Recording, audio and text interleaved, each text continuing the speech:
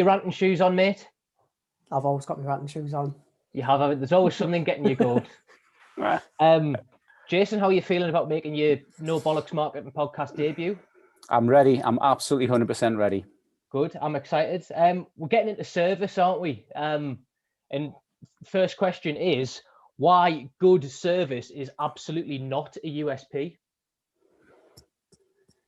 Can I jump in straight away and say, because everybody seems to think it is their USP? It's the first thing that you ask somebody who doesn't really know what their USP is or what their mission statement is, and they'll say, we offer the best customer service. And it's how do you quantify that? That's what I find difficult. That's the problem, isn't it? It's if someone comes back to you and say, right, why should I choose your company? And the reply is, we have the best customer service. It's like, mate, you don't really know what you're doing, frankly. It's like, what about that service makes it good?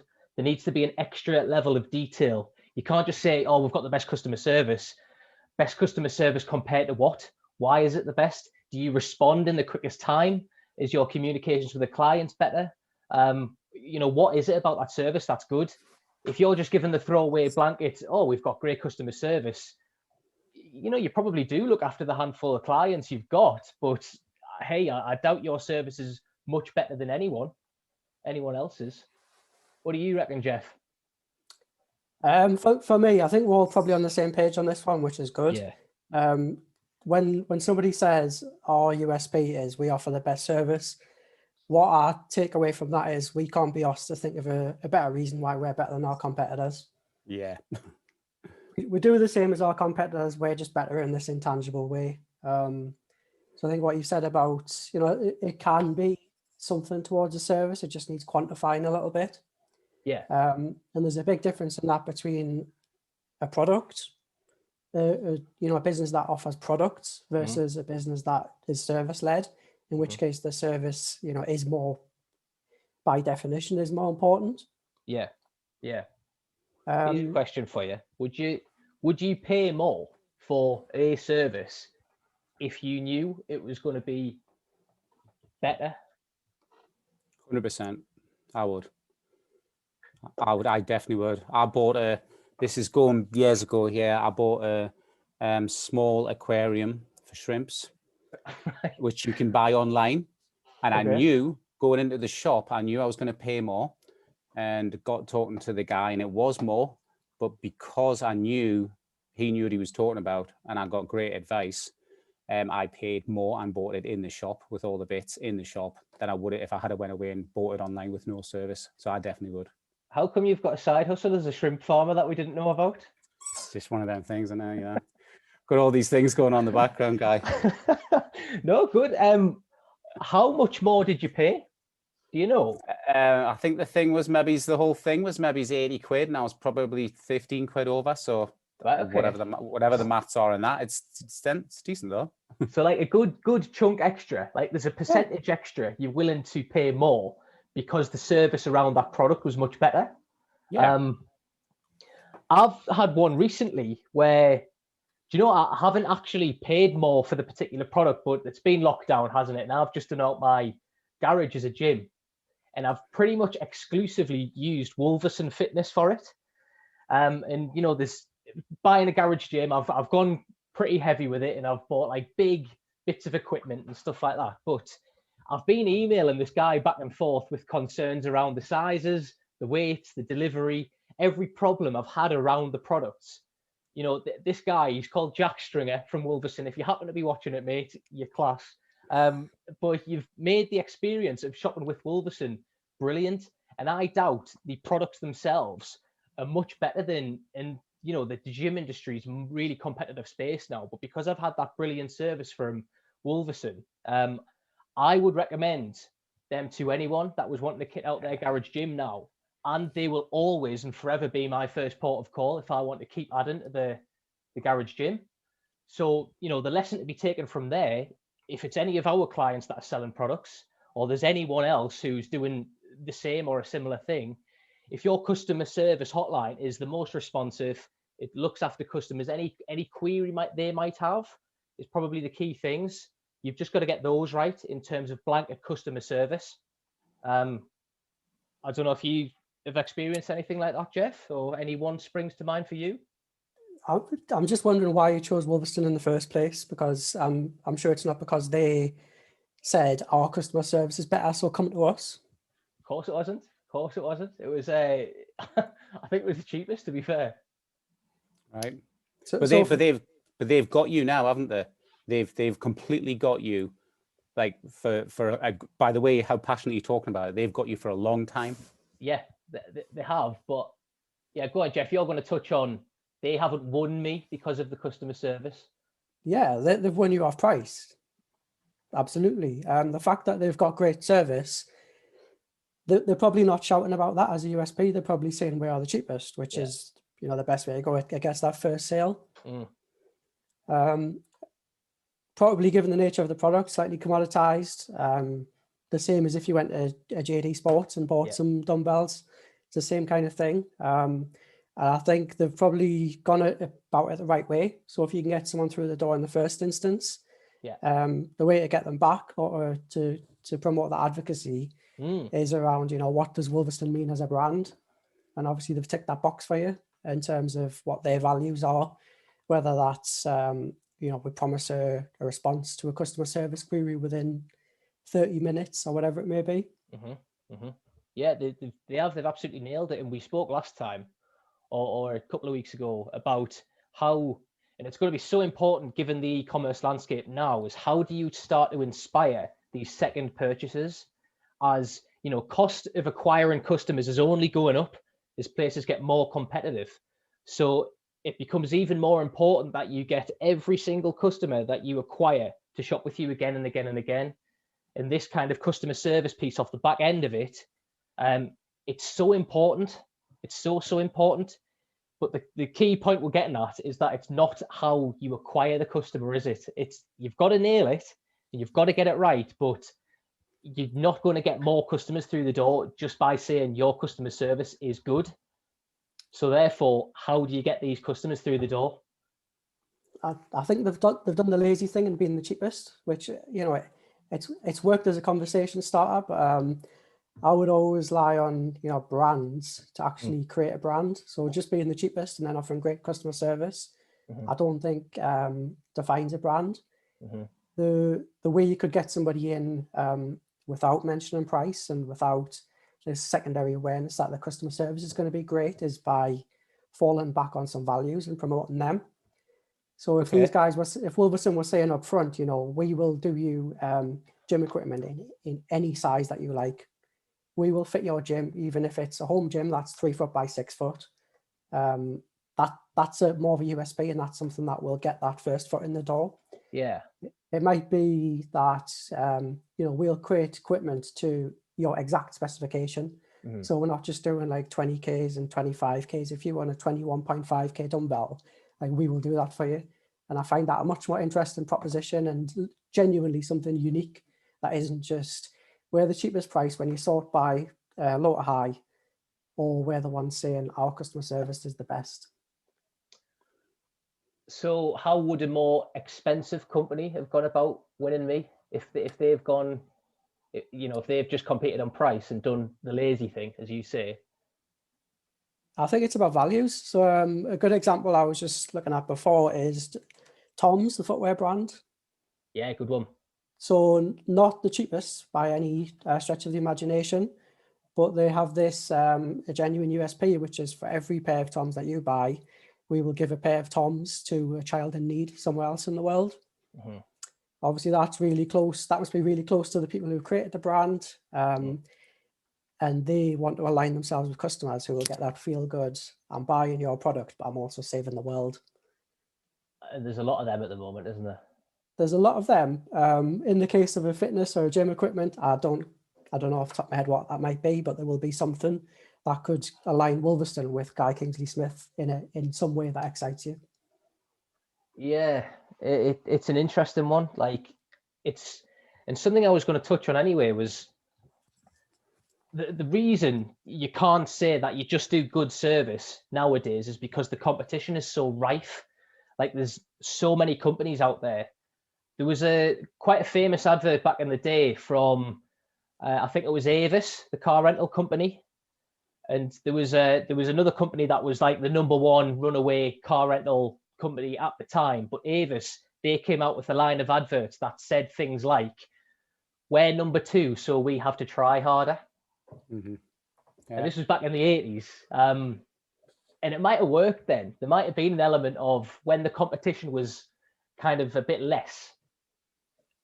Yeah, we are going to go a little bit harder and work harder for you so you get a better experience. And if you've had a crap experience with company X, come to Avis and we're going to look after you. That was the whole point. But nowadays, because competition is so rife, we have to find new ways to compete. And I think I'm reading a book at the minute, and I still haven't wrapped my head around it properly, called 0 to 1 by Peter Thiel. He's the guy who founded PayPal way back.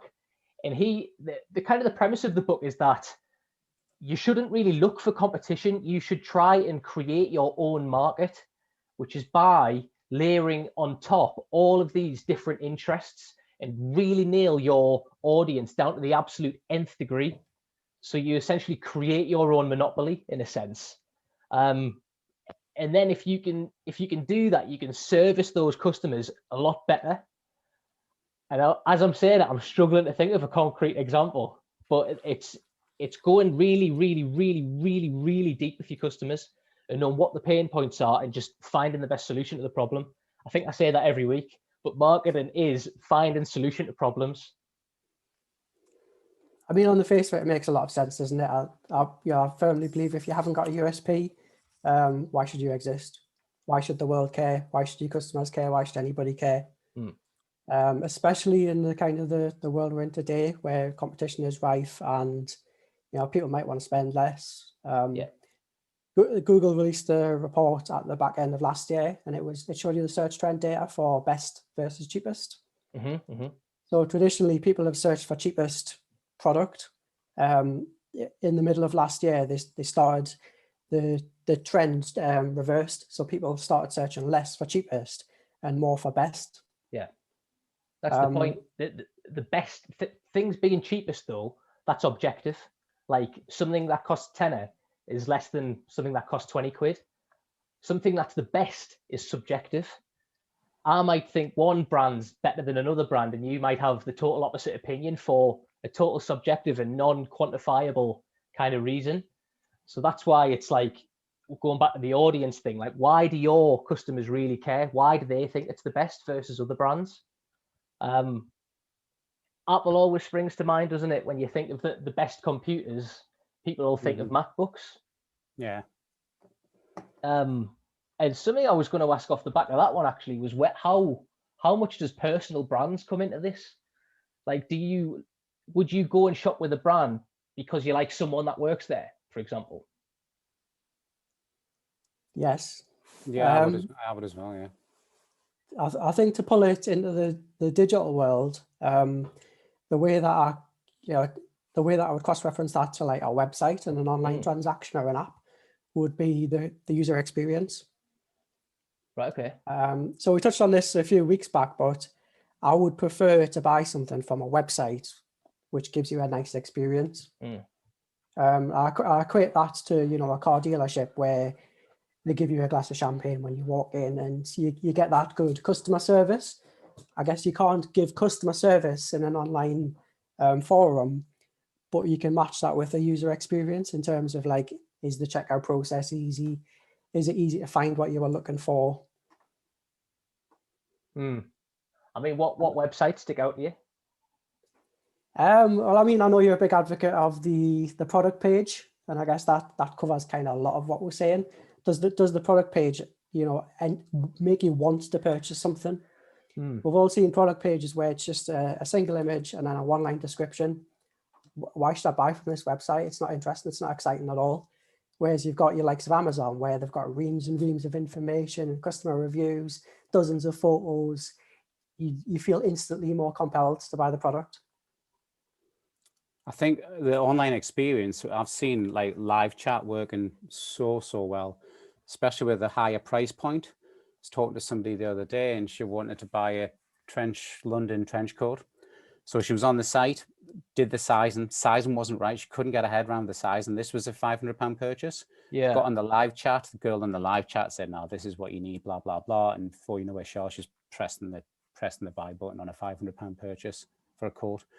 And that's, like I say, I think live chat. I mean, we've seen it on our website. You know, we've had some with it on our website with it. I mean, I'd love to talk all day long about our industry, the industry, Yes. digital marketing, and the service levels within that, because that's something we come up against every day.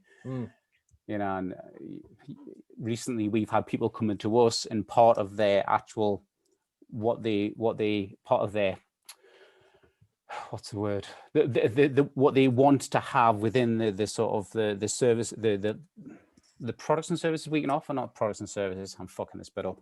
They're coming to us and they're saying that bad customer service has been a problem, and they want to come to us and they want to talk about having no ticket system, being able to talk to the person who's actually on the tools doing the job, rather than go through an account manager who then goes to the person who's on the tools. The person on the tools comes back to the account manager goes back to the client, and they still don't know how to fix it.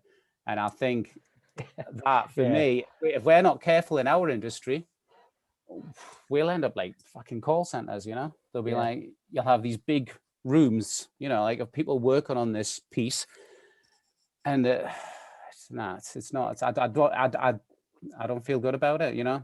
It's hard, isn't it? We were on a podcast last year with the guys at Salesfire, weren't we? And we were talking about how we operate. You know, we don't do the ticket system thing. If any of our clients have got a problem, they ring whoever's dealing with it directly. We'll come up with a way to get it sorted. A lot of our comms are on WhatsApp and stuff like that. And, you know, we're very involved with our clients, and we do get emotionally invested. I think, and the Salesfire guys were like, whoa, that's really good. That's a great level of customer service. I think the challenge is, you know, as an agency grows, it's so hard to offer that level of expertise as you get bigger and you've got more clients on, and there's all different manner of problems associated with dealing with a number of different businesses. So keeping your customer service good as you grow, you know, that's going to be a universal challenge, digital, non-digital, wherever it might be. And it goes back. Go on, sorry. That's something that we're going to have to deal with as we grow. Sure. Because you're right. If the guys who are working the accounts have too many accounts, the service level automatically goes down, and you can't blame that on that's not the fault of the guys on the accounts, you know, because they're doing everything they can. Yeah. But I think you have to have a bit of a trade-off between profit and bringing money in and offering a great service. And the people come to us and they talk about having a ticket system and that. It just fucking hell. It just does me in. It does me in. It really does. I would, if I was paying a lot of money to an agency per month and I got told I had to put a ticket in because something was wrong with me campaign, I would blow me fucking head. Fair enough. Would you, Jeff? You go a bit mental, wouldn't you? I guess it depends what your expectations are. So if the customer's been sold on, we have a great customer service for you. Go back to what is the USP? It's almost like an objective where it needs a metric to define it. So if great customer service means for us, for example, we will respond to your query within 30 minutes. I think you can run with that and say that and be proud of that. And that can be a USP. That's not we do good service. We offer we'll do your customer service inquiry within 30 minutes. Yes, USP? Almost. I don't think it's unique. Hit the post. It's not unique. Like another company can quite easily come along and say, well, we'll do it in 25 minutes. Fair enough. The point you made before, Jeff, was you said it depends what I'd been sold and what my expectations were as to whether that would. Now, you're totally right. If I'd been sold on price and I'd done that on a price and I'd picked the cheapest one, then fair play. You're right. Fair play. What do you expect? If it's cheaper, it's probably cheaper because it's got more sort of automated processes, which involve less man hours. So yeah, so you're totally right. If I was paying top dollar for, where I've been told the service was going to be good, then I would completely expect that. Can I just throw a curveball in here? Let's do it. So it's a USP which I found online, and I just wondered if you guys could reverse engineer it to work out who it was. Go on. So the USP of the business is quality, service, cleanliness, and value. Sounds like a hotel. Any Well, advance? no idea who though. So it's McDonald's. Right. Okay. So I was just looking at USPs of big companies whereby, you know, they've become household names. They might have become generic names. Obviously, you guys wouldn't have placed that against McDonald's, but I think it's very interesting whereby you've got, you know, Burger King, and even Have It Your Way, I find 10 times stronger than quality, service, cleanliness, value, which is just a list of words. It's not a USP. So I think even, you know, even the big guys can get it wrong, but then by the same token, even the big guys can do very, very smaller efforts and do a better job. Do you know the question that pops to my mind with that? Do you even need one? Do you need a USP? In general, or if you're McDonald's? Well, you don't if you're McDonald's, obviously. But like for, you know, 99.99999% of businesses who we'll end up dealing with, who might end up listening to this, like, you know, the fighting the small business fight, they've got a lot of competition. Do you truly need a USP? 100%. I would go as far as to say McDonald's is not only failing on its USP, but you know, losing market share year on year because of that. So, you know, McDonald's, I think, had its worst year last year and actually closed more branches than it opened for the first time ever. Is that right? Yeah, and you know, and it's easy to think about it in the face of, you know, your Five Guys and your higher quality takeaway burger type of market. So is McDonald's really delivering on quality and value when you can spend a little bit more and go to Five Guys and get something that's genuinely quality and still pretty good value? So, you know, even a big guy like McDonald's, if they haven't got a really strong USP, they will fall down. I think that's even more paramount with a small business where, you know, fashion retailer, for example, if you're selling a branded dress, so are 75 other websites online. Why should I choose yours? If it's not the cheapest, I'm going to need a pretty damn good reason why. Yeah, definitely. Yeah. That's a really good point, that, Jeff. A case study I read a while ago was about Lakeland, the retailer. Now, they offer coffee machines and, you know, a lot of kitchen appliances, which you can get from John Lewis, Curry's, anywhere else. Exactly the same machine, same product, but you'd buy it from Lakeland because they offered a longer warranty. Yeah. And that was their USP. Yeah. John Lewis do the never knowingly undersold piece, and that's famous and has done for ages.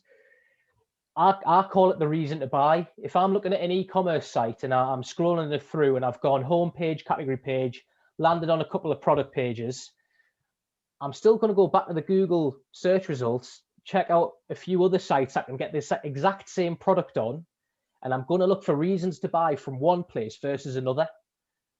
It might be price, it might be warranty, it might be quicker delivery, could be a whole manner of different things, but it's I need a good reason to buy.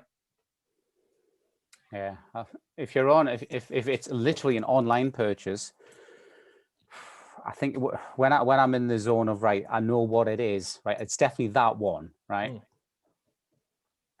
It's about speed of delivery, warranty. There's not much more for me that would go into it after that. I know you were saying before, Jeff, you would look for a nice experience on the site. And yeah, I think if I started down the route on one site and then changed another site and I found the experience smoother. Yeah. You know, like sometimes you're on Amazon and you think, right, I can just slide that beautiful button to like swipe to buy. And you think it might be cheaper somewhere else, but it doesn't matter.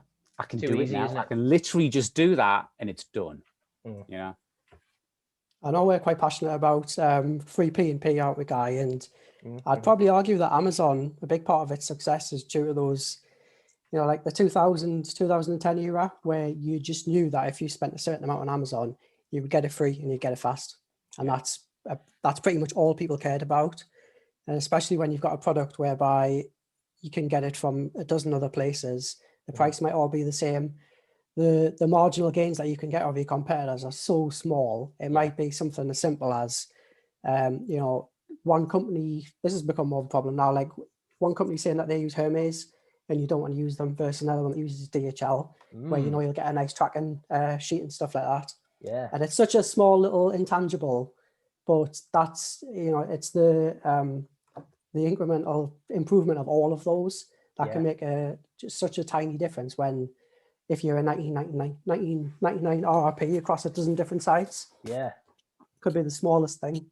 Deliveries one, the Klarna ClearPay lay-by thing is another. Like, do you want to pay in 3 months installments? Do you want to pay straight away? Do you want to pay 6 times over 6 months? You know, these little 1% improvements over the entirety of your purchase journey is what makes the difference. How you kind of twist all these dials and knobs and make a good overall experience. Something I wanted to wrap up with, Jeff, was how was your experience of buying a car totally online?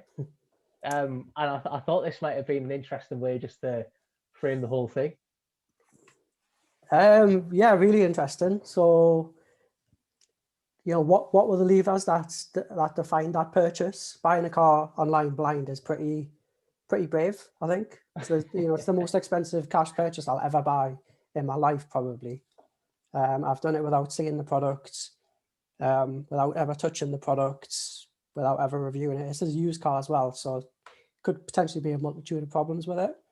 The reason I've purchased that car with full confidence is because I've bought from the company before and I trust them.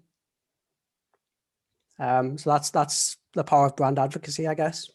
Service. So when you say the brand, do you mean the brand of the car or the dealership, the licensed dealership to sell that brand?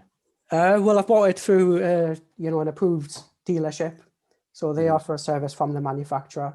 So the whole package, I trust, is gonna, you know, they're going to provide quality cars. The service is going to be bang on. They're going to give us, you get a nice little, you know, the thing where they put you in the spinning room and then they unfurl the gates and you get to drive out and the guys are standing there clapping. To be honest, that doesn't matter to me, all of that stuff. It's the confidence in knowing that I'll be buying a car which is of a particular quality, versus buying off Auto Trader and going kicking someone's tires or something like that. Okay. You could have, in theory, got the car from Auto Trader and it would have been cheaper. Yeah. It would have been substantially cheaper. Yeah. The experience, as I say, I don't mind so much. You know, we got some nice like FaceTime videos of the car and stuff like that. Did it really help persuade? Yeah, it probably did. But ultimately, I think it boiled down to knowing, and it's a little unfair because I've used the company before. Had it been a first time purchase, might have been different. And potentially, if I was going to a different manufacturer, I would not have done that. So that's really the power of brand and loyalty in a nutshell for me. The biggest purchase I'll ever make. Interesting, isn't it? What are we saying then to wrap up? Are we saying, look, it's the small details that matter? Customer service is too broad. You can't say you've got good customer service. I want more detail.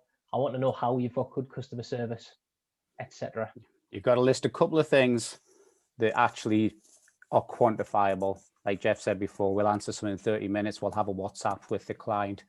What you need a couple of things to say to quantify this is actually good service. Nice one. Is that us then? Yeah. Cheers, dudes. Hang on.